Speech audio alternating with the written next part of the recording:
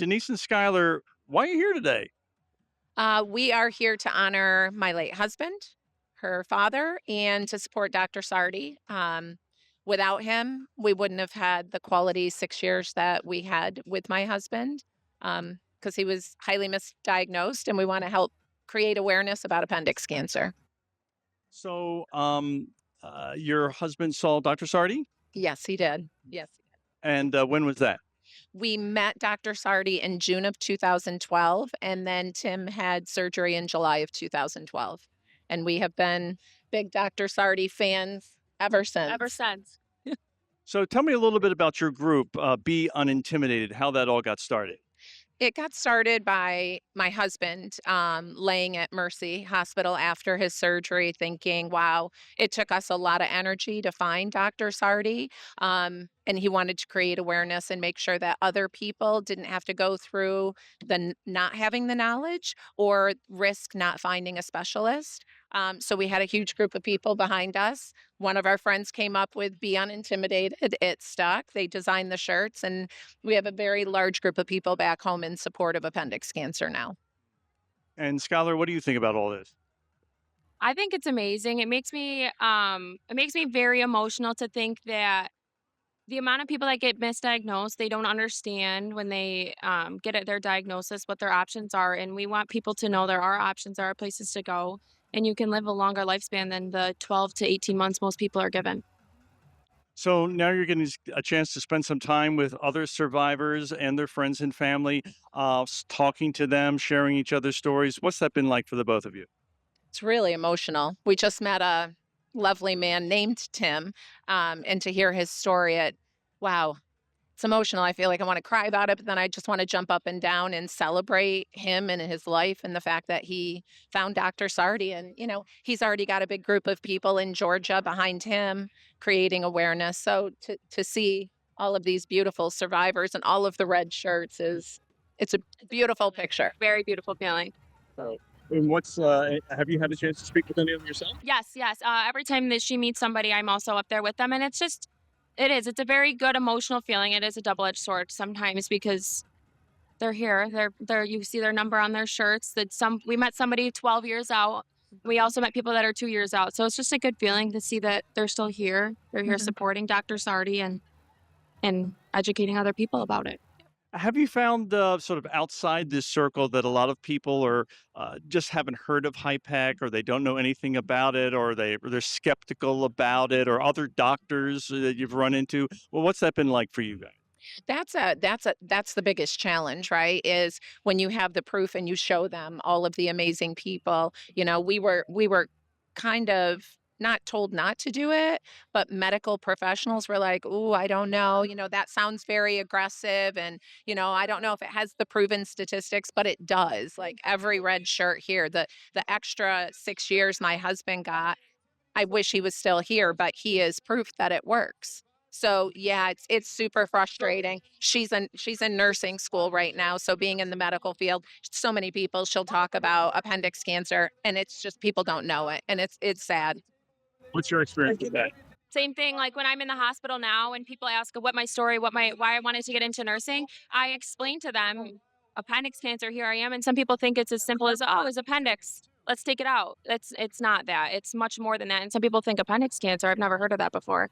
And unfortunately, there's a lot more people than not once you're in it that have it and got diagnosed with it and don't know where to go and what to do. So, what would you say to people who maybe in their own family are dealing with a cancer of this kind? They've been told by doctors, you've got 6 months, get your affairs in order. That's all we can do for you. What would you tell them? Tell them, no, you're not ready to do that yet. We were told to do that. You have to keep pushing. You have to find the specialist. You have to get to see Dr. Sardi or a specialist in the area of where you are, but it needs to be an appendix cancer specialist. They don't know what they don't know. So they're giving you a diagnosis and telling you that, pretty much this is it because they don't know about this work. They don't know about HIPEC. They don't know about the procedure and the great results it can have. So I tell every single person, no, get to a specialist. There's a lot of wonderful, great quality years to be lived. And you've been carrying that message, I bet, to some of your colleagues that you're working with now as you're nursing. Yes, I do.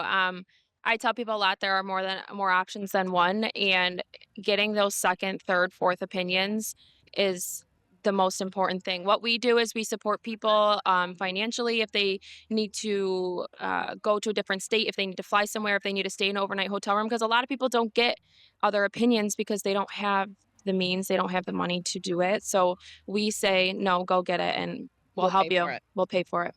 Well, where can people find more information? They can go to our website. It's beunintimidated.org.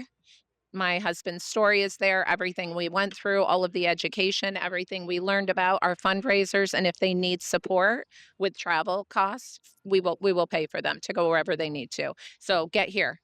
Get here, see Dr. Sardi. We will bring you from wherever you have to come from to get you here. Fantastic. Thank you both. Thank you so Thank much. you. Now, Dr. Grushin, I know that yourself and your research team at the Institute for Cancer Care, they go to a lot of conferences and been making a lot of presentations relevant to HIPEC. What's some of the experience that you've had and your team has had in terms of what you're finding about HIPEC? Well, you're quite correct. Already 20 years or so, we've been doing this. And what a huge difference when I look back, what kind of topics interested us 20 years ago and now. So 20 years ago, we were more concerned about patient survival, for example, how well they recuperate after surgery, how well they survive in the future. Right now, we answered a lot of those questions, and we are now focused on what it means for patients to be a survivor, how their life changes or doesn't change, and what can we do as surgeons to make their journey through the treatment better. So those are the questions. It's quite a dramatic the change happened. We're still concerned about survival, and you need to be alive to enjoy life. That is correct. But now we are more interested in improving patients' lives after the surgery. Now, you mentioned about how things were 20 years ago. If you could jump into a time machine, go forward 20 years, what do you think you might be seeing relevant to HIPEC or what you would hope to see? Well, first of all, I hope that we don't do this hour surgeries, because doing 10, 12 hours of surgery is not fun for anyone. I like surgery, but at the end of the day, when you crawl out of the OR, it's better way to to treat patients, and the patients it's difficult for them too to get better after the surgery, and they come back to normal life like 2 months probably after the surgery. It's like mother of all surgery. So I hope we'll find a way to make it easier for everyone to undergo these treatments. So I also hope, I don't think that we're going to have a wonder drug, but I hope that we'll catch this disease earlier, and we have more awareness among general surgeons, gynecological oncologists, and other physicians that this is a treatable disease, and we can help patients a lot by focusing on treatable issues and referring patients to centers of excellence. I imagine it's pretty gratifying to be able to talk to patients that saw initially and now they're 5, 10, 15. I talked to one patient who's 19 years out. Well, it's gratifying and humbling because you can kind of feel that you're part of the cause and part of the kind of bigger picture. Because in the OR, surgeons are kind of the best and greatest, and they're in charge of everything. And this events put you into perspective that you are just part of the process, part of the solution, and we all together bring all our resources and can achieve much better than one person. Thank you, doctor. Appreciate your time. So with Dr. Sardi and Dr. Diaz Montez, what's it like here? 15th anniversary of Heated to Beat It. Pretty exciting, huh? Amazing. I mean, it's an honor, but a joy to see people surviving many years. Some 19 years later, it's very rewarding. It's amazing. I've always said that 15 years and still going, and hear all these stories is very humbling.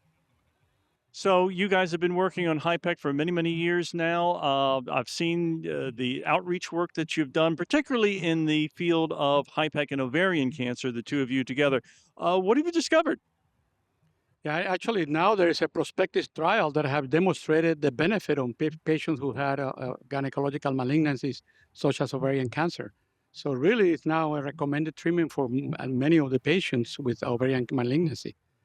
Yeah, no, all these trials that are being published have changed what we have been talking about years now. Has to be part of the guidelines in the treatment of ovarian cancer, and there's more studies coming on that hopefully they could continue changing the care that we provide to patients. And That- unfortunately, the issue is that most doctors, medical oncologists, do not recognize that, and so people that should have this treatment are not getting to it. Actually, I was just about to mention you do a lot of outreach, of course, nationally and internationally, getting the word out to physicians. Do you think you're making some progress with that, and that people in the medical community are starting to recognize the validity and the effectiveness of HIPEC? It's moving forward little by little. However, we need to do more. And that's why our foundation started the Abdominal Cancer Alliance to connect with organizations and patients to do a program about patients and caregivers and get more people talking about it so things change. We have published a lot. There are over 3,500 publications about HIPEC around the world, and still people are not getting to the treatment that could help them. Dr. Diaz-Montes, are you bringing this up more like with patients that you're dealing with who may have ovarian cancer or similar cancers where HIPEC might be a good option for them? Of course, every time that somebody comes in, I usually try to make them believe that they're their own advocates and go back to their community and spread the word. But as Dr. Sardi said, it's really, really hard, to break many myths and years of misunderstanding of the disease process. So we are making some progress, yes, but I think there's a lot of work to be done. Would you agree that the patients, the families, the friends that are out here today, they're really your biggest advocates? They're the ones that are going to help get that message out. Would you say that's true? Definitely, I think this is the power of the people. And if we don't get together and all work with the same focus, it's not going to happen. Doctors are not going to do it. I can tell you that. Doctors are busy. Sometimes it's difficult to work together. We have the opportunity and the luxury and mercy to work with the gynecologists, oncologists, Dr. Diaz, ourselves, Dr. Gushin, and it's really a joy to do that and helps a lot of people because then people get treated the way they should be treated. And would you say that it's really is this team effort that's making a difference? It is. It is. Like if you don't get together and you don't share ideas together, then we will not get anywhere. Like you cannot fight a battle alone. You have to unite, and then you can just bring your best talents to each position, and then we can work better. And going to your question, my best advocates are my patients. It's very interesting, and Dr. Sardi probably can say the same too. When I get a referral about an ovarian cancer patient, and they go back to their community and they ask, oh, I ask whose person I should be seeing, and your name always comes up. And you operate on my neighbor, and my niece, and my this, and my that, and it's like a network, and it keeps growing. So definitely, our patients are our best advocates. And you'd say events like Heated to Beat It really play a big role in that, in getting those people together to recognize what they've been through and helping to spread the word amongst their networks and other people, just to let people know that this exists. This is an option for them. Yes, it's a community. As you saw today, patients who are alive 19 years, are talking to the ones who just had the operation or are going to have the surgery. So it's a really reinforcement that it's possible, and that contrary to where people have told them that they are going to die within a few months, they can have very fruitful life, enjoying their family, the children, running the businesses, and now we have families who have had children after the HIPEC. Anything else you'd like to add for people who are maybe you're just hearing about HIPEC for the first time, kind of wondering about what it is, why they should know more about it? This is it's not for everybody, of course, but it's an option for a variety of malignancies from gynecological origins, such as ovary, fallopian tube, uterus, endometrium in some cases, all the gastrointestinal cancers, such as appendix, colon, some stomach, even some pancreas and gallbladder cancers have benefit from this. I will encourage them to look at Dr. Sardi's new endeavor with the website. I look at it, I have the opportunity to look at it, and it's very well done, and it provides a lot of information. And at least Dr. Sardi said we cannot probably help everybody, but then people can educate themselves so they can look for centers that they can get the best benefit of it. And last question. This is our 15th year of Heated to Beat It. What's the next 15 years hold? Oh, I think it's going to be better and better. I mean, these have been magnificent. People are helping. People are engaged. It's really an amazing time. I'm very happy that this has happened with the work of all of us at Mercy and nurses and patients, doctors. We are working very hard, and it's very rewarding. Would you echo those comments? I will. Like, I've been participating for 10 years now, and I have seen the growth and the commitment. And if you have a commitment of the group of physicians and nurses to this cause, of course, it will probably be 15 years more of this. Thank you both for a wonderful event and for everything that you do. Thank you. Thank you. Thank you. And that concludes our 15th annual Mercy Heated to Beat It event here at West Covington Park. I hope you enjoyed this opportunity to visit with Mercy physicians, patients, their families, and friends who together fight the good fight against cancer. Thank you for joining us. And until we gather again, may the road rise up to meet you.